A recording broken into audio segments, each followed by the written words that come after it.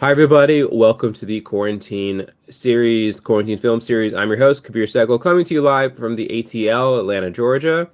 I want to thank everyone for watching around the world.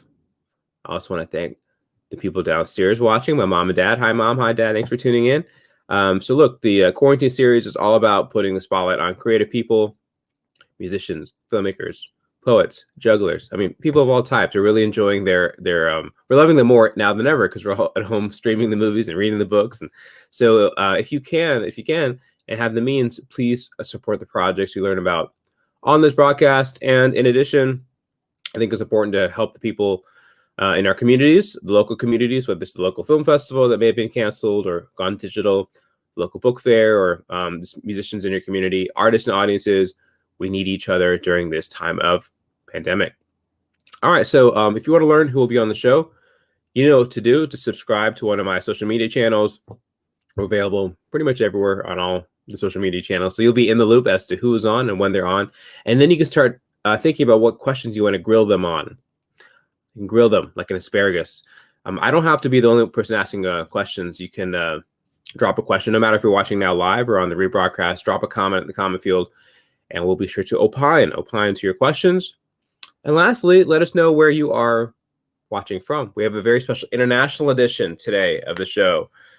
We have Atlanta, we got Sweden in the house. Let us know where you're tuning in from. And a lot of folks like to watch in Malaysia and Australia. So drop a comment, let us know city, state, area code, zip code, and province, so we can learn where you're tuning in from. All right, now for the best part of the show, we get to meet the remarkable artist. Truly is remarkable. He is an acclaimed filmmaker and a photographer. He's a hyphenated individual. So we're going to have to rename this the Coordinated Hyphenated series after him. His recent film, Cinema Pameer, we're going to talk about that. It played here locally at the Atlanta Film Festival, which is an esteemed festival. Great, he was part of it. He is an eclectic individual, having worked at newspapers, traveling all over the world. And please welcome to the show the maestro himself, Martin von Krogh. Welcome. Thank you so much, Kabir. Pleasure to be here and to finally meet you. So yeah, let's get started. Likewise. Martin, tell me first, how are you doing during this period of pandemic, and how has it affected some of your projects? Well, in the springtime, it wasn't that bad for me. Sweden suffered, well, I mean, great, and also all my colleagues and co-workers and friends severely been suffering due to COVID, as is everywhere. I mean, all the theaters and clubs and cinemas and everything is shut down. And then for me myself, it really started to affect me in the fall. Now the second wave here in Sweden, jobs starting to scatter and it got less and less assignments. And I just came back from a big assignment in South America. So that was a not a lifesaver, but it was a most welcome assignment here in the end of the year. So we're all struggling, but people have worse. Absolutely. And how have you sort of adopted or managed your schedule in quarantine? So what is a typical day like for you when you're not traveling internationally? Do you wake up at the same time? Do you structure your time so you have creative time? Do you go for a walk every day? What's the routine like over there? Well, currently I'm on the national TV news division, freelancing. So I've been having a lot of assignments for them, and then it's just ordinary life. I go up at 7 o'clock or 6 o'clock when my daughter wakes me, and then it's just biking to work. I bought a new bike in springtime due to Corona, and then it's life is basically ordinary. The interesting thing was, I mean, to travel. I mean, the Corona. This was the first time it really struck me as a zombie situation we have in the world. I mean, I see the news all the time, and I keep myself updated, as most people. But when you're out there and you see this empty airports and doing so many tests all the time and permissions to go out and have a lunch, I mean, it's insane, and it's really strikes you that this is everywhere in a way that I haven't experienced it when you're just watching the news. May sound stupid, but that's how it struck me when I was traveling now. Yeah, I hear you. Well, I appreciate you sharing that. And let's talk a little bit about your recent film. Very exciting. Cinema Pameer. Tell us about what the story is about and how you got involved with it. Well, I'm a still photographer from the start, and I found it over 10 years ago. It's about this small cinema in Afghanistan, Kabul, and for me, it's about being covering conflict for 20 years, I would say. This is a reaction of the difficulties of reaching out with this kind of reports and reportage and stories. Um, it's either too bloody or it's a too narrow subject.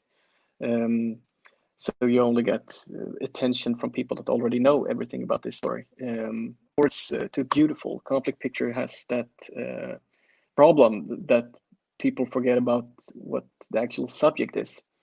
So for me, I found this story 10 years ago, as I said, and in the beginning, I was just looking for quirky stories. Um, Conflict journalist basically has the same dramaturgy all over the world, and then you are all over times. First, you do the invasion, and then you do the aftermath, and then you do social stories in a time span of a couple of years or a couple of weeks, it depends. And then afterwards, the newspaper always want to have some still ongoing stories, but they want it from another angle, a little bit quirky stories. And a good example is the heavy metal in Baghdad, which also became documentary film. You're still attention in the conflict, but you're doing a completely different angle. Baghdad Zoo is also a good example. So I was not much better myself, and I tried to find some cinema in Kabul, just doing that kind of story as a still photographer. And then when I got back, started to edit my photos, and I realized that this is not working. This is something missing. And for me, as a photographer, it was my first time I had this experience that wow, not all stories could, I mean, fit in as still photographers or text or radio. I mean, they all have different media to be their strongest. And this was a documentary film, and I didn't know how to film, so I just uh, had to start learning. So I went to assist and to do different jobs alongside my career because I didn't want to have a break in it. So it took me a couple of years to be that comfortable to just throw myself off the cliff and start shooting this film.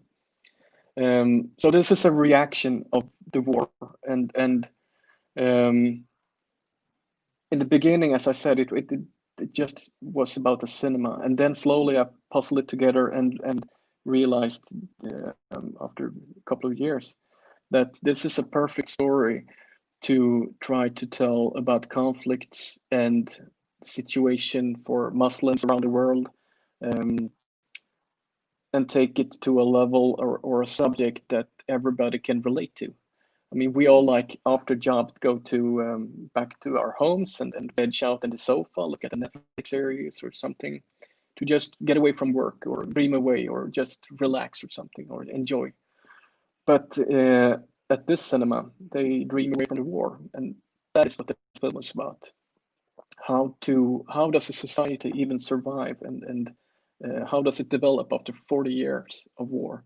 In Sweden, we have the 30-year-old war, which we read about in school, and everybody are amazed that wow, 30 years of war. I mean, how did they survive?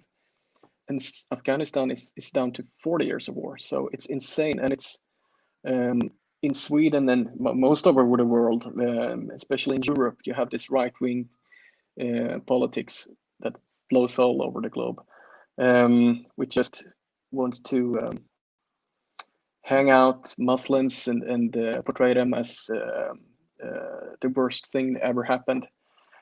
And for me, it was important to try to humanize. I mean, the whole place, the whole country, and try to not portray Afghanistan, not do it as a story about Afghanistan. For me, this is a story about any conflict. It could be Mogadishu, it could be Baghdad, or any conflict place.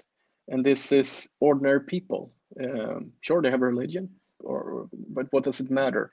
And in that way, I also try to portray the characters and the whole story, to try to lure them into and talk about this difficult subject about why are somebody willing to give up their home, their country, their friends, and take refuge in another country. I had this great saying I heard from a TV documentary, that, I mean, it's everybody can survive, but to live, it's much. I mean, you have to have so much more, and then you need culture, then you need cinema, and then you need dreams. So yeah, long answer, but that's what the film about. A good answer. Did you feel safe or concerned for your safety during any of the filming of it? And then secondly, put your producer hat on for me and talk about the creative team you worked with to make this project happen. Sorry, I missed the first question about the Did you safety. feel safe? Yeah, safety. What do you think about safety while you're there? Well, it is super complicated to work in this kind of environment, and especially when you have to go. I mean, the one thing that everybody learns on these courses that you go on, and with experience over lifetime, is that you never go the same way 2 times, because then you create patterns, and patterns are the most dangerous things when you're working in this kind of areas, because then you start to leak information about how you move and where you live, and then it's super easy to get kidnapped. But this was the main problem. We have to be in the cinema every day, and there were only 2 rooms, which we try to alter. But in the end, I mean, it's impossible to hide your whereabouts when you're in a public place like that. And we had a lot of gears with us, and it was really intense. And also, as my first film to be responsible for all people's safety, and I wanted to work. It was me and Simon Hernadi, who was line producer on spot. So we were the only 2 Swedes, and I don't speak Parsi or Pashto or Daru, so it was really difficult to try to understand, and that's why also we wanted to work with a local crew. So it was 10 local guys, fantastic team that we worked with in Afghanistan. And of course, it was important for everybody to be safe, not only during set, but also afterwards when the film was released, and to think further ahead of what can happen to these guys. How do we cover it by all means? So it was sketchy, and we had a couple of incidents. One bomb went off outside the cinema, just a couple of meters, and we had a couple of threats, but we made it with no injuries in the end. And then the Swedish team has been a fantastic crew that believed in the film from the start. Mattias Montero, who was the head producer, together with Johan Seth and Malin. And it has been a fantastic team. And then the editor, Herman Forsman, who helped out create the story and struggled with me and during 3 years of editing, because I got stuck and we got stuck, and it took so many ways. It was the worst creative process I ever been through. But then we also had Håkan Eriksson, who made the sound, the music, and all these great people at Chimney that helped out. Mattias Eklund made the sound, and Mats grading. There's a big team behind it, and then in the same time it was very dynamic. So it growth when we had to be people, and then we just like it was just me and Herman basically living with this film for 3 years. Yeah. And where, what was the initial audience response, and where can people experience your beautiful film? Sorry, take that question again. What was the initial audience response to your film, and where can people, at least in the United States, experience your film? The initial interest has been good, but it's a horrible year to release a film. COVID, it's for everybody, of course. but we've been getting a beautiful response from all over the world. So I'm really happy for that. But then all the film festivals has been mainly online or completely online, so we haven't been able to push it out the way we hoped. So we've been really struggling with this, and currently it's have one or two festivals left, and then it's showed on TV here in Sweden, and then we're just looking for sales to push it out to TV channels. I mean, the cinema situation now and the next year, it's very slim, if I would be diplomatic. So we'll just have to wait and see, and maybe there's somebody out there listening and give Indio a shout for distribution and sales. So we're still hunting and working in that process. Got it. Yeah, well, let's put that message out there. This is a terrific project to be a part of. You're also a wonderful photographer. I think we have your website, and you did a project on Holi, the Indian Festival of Colors. Talk a little bit about your life as a photographer and your portfolio. Yeah, well, I started when I was 17 years old as a still photographer, and in the beginning it was just a big adventure to head out, and I was tired of the Swedish group of photographer that I went to this political demonstration and took pictures, and I didn't know anything about journalism, but nobody would even say hello to me at this demonstration where I met these photographers all over again. And then I went to Prague to cover the IMF demonstration. And it was just after Seattle has exploded, and I met this fantastic Spanish photographer, Pascual Goritz, who just took me in, and it was a completely different scene down there with all the international photographer. It was everybody was like, "Oh, he's 17 years old. Hey, heading some roles, and do you need anything?" And everybody was very friendly, and I fall in love with the international scene and um, started to travel. I went to the Middle East when I was 18, um, and also as adventure storytelling. I didn't figure it out until a couple of years later when I understand that what journalism is all about and how beautiful and how strong it is. And I love that field of um, telling stories, letting people know what's going on, um, investigating, documenting. And I lived in India for 3 years for my old American agency, WPN. First, I lived in Singapore, and then I moved to India and covering the whole region there. And me and Daniel Barahuluk and Pedro Garde and Rabbi Mishra, we went to Holi because I mean it's a beautiful festival, and it's so much color, and it's easy to just get lost in this simple kind of photography, which is just about joy and colors. And I would love to do it again and try to do a deeper story about it when you realize that there's so much more than just this. I mean, it's a problematic festival also. But we had such a good time, and I think I went in my lenses for service afterwards, and they could still, I mean, 1 year after, find this colored powder inside it. So technique-wise, it was a struggle to just keep the camera clean and maintain and be able to shoot it. Yeah, I hear you. No, that's beautiful. Who are some of your inspirations as a photographer? Who are some people you've admired in their works? Well, I have so many great inspiration. Dear friend Martin van Krogh, I really admire his work and his pushing the lines. He has changed globally the photography, I would say, of how you can tell stories in this journalistic areas. But then I look, I mean, a lot on films, and I love Roger Deakins, as basically all photo community do. And different films, I love how they use the light in that kind of environments and the shooting modes.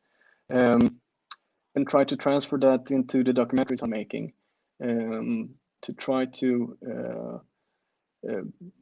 I mean, it's all about how to attract an audience with difficult subjects, I would say, and how to package it, and not try to show off yourself. I mean, that was the most important lesson I learned during this film production.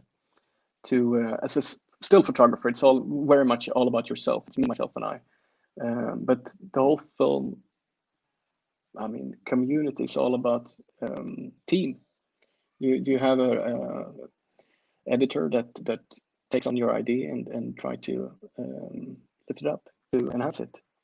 And same with the sound and music and everybody. And it's really a great difference and a beautiful way to work in this team environment. So for me, it's much more about I mean, how do we create these good stories and how do we reach them out to which target audience group are we looking at, and how should we try to use that to reach out with the stories that we're trying to tell. Beautifully said, Martin. Thank you so much for being on this show. We really appreciate it. And let's get your website up there for people to check out. You can see all of his great portfolio. Go to martinvonkrogh.com. And thanks again for being on the show. Thank you so much, Kabir, for having me. And Merry All Christmas right. to you. Likewise. So that's our show today. Check out his website. If you want to learn who will be on the broadcast, you can subscribe to my social media. Make sure to take care of the art. It'll take care of you. And everyone stay safe. Take care, everyone.